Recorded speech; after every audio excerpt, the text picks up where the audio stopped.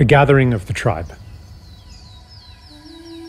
Once upon a time, a great tribe of people lived in a world far away from ours.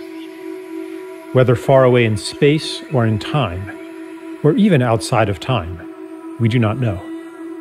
They lived in a state of enchantment and joy that few of us today dare to believe could exist, except in those exceptional peak experiences where we glimpse the true potential of life and mind.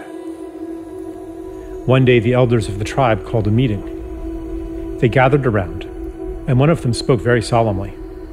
"My friends," she said, "there is a world that needs our help.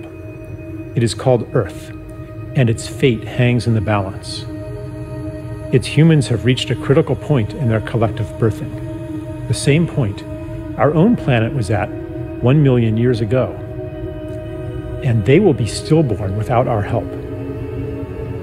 Who would like to volunteer for a mission to this time and place and render service to humanity?"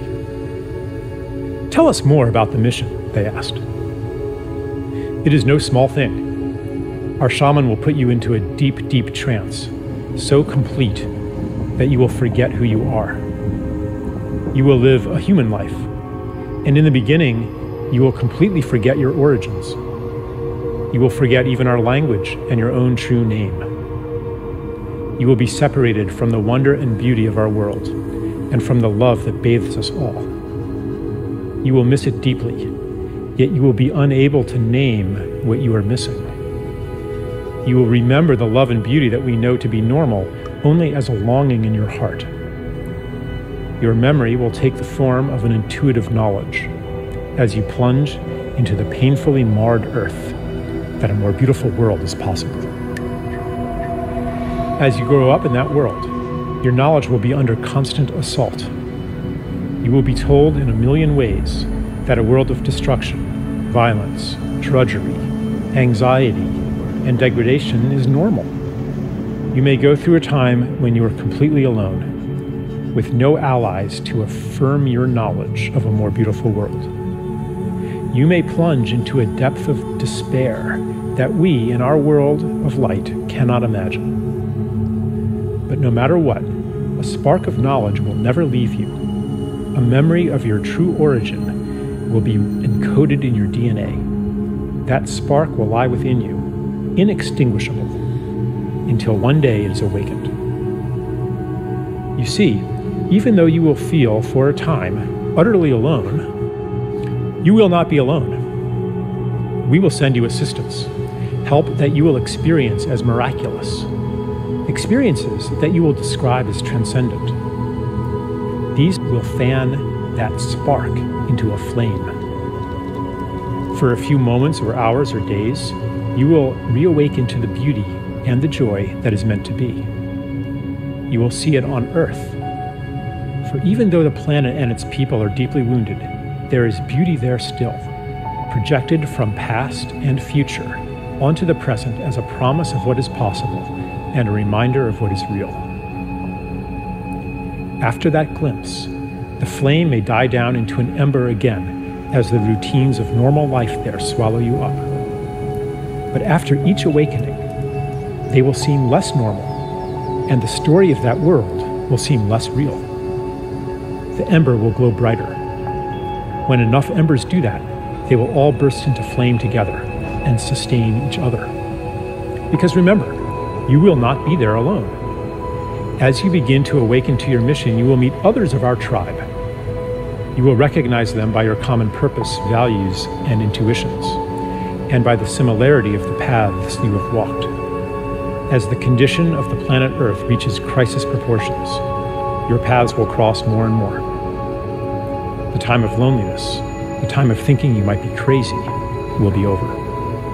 You will find the people of your tribe all over the Earth and become aware of them through the long-distance communication technologies used on that planet. But the real shift, the real quickening, will happen in face-to-face gatherings in special places. When many of you gather together, you will launch a new stage on your journey, a journey that, I assure you, will end where it begins right now. Then, the mission that lay unconscious within you will flower into consciousness. Your intuitive rebellion against the world presented to you as normal will become an explicit quest to create a more beautiful one. A woman said, "Tell me more about the time of loneliness, that we might prepare for it." The elder said, "In the time of loneliness, you will always be seeking to reassure yourself that you are not crazy. You will do that by telling people all about what is wrong with the world, and you will feel a sense of betrayal when they don't listen to you. You might hunger for stories of wrongness, atrocity, and ecological destruction, all of which confirm the validity of your intuition that a more beautiful world exists. But after you have fully received the help we will send you, and the quickening of your gatherings, you will no longer need to do that, because you will know. Your energy will thereafter turn toward actively creating that more beautiful world." A tribeswoman asked, "How do you know this will work? Are you sure our shaman's powers are great enough to send us on such a journey?" The elder replied, "I know it will work because he has done it many times before. Many have already been sent to Earth to live human lives and to lay the groundwork for the mission you will undertake now. He's been practicing. The only difference now is that many of you will venture there at once. What is new in the time you will live in is that you will gather in critical mass and will each awaken the other to your mission.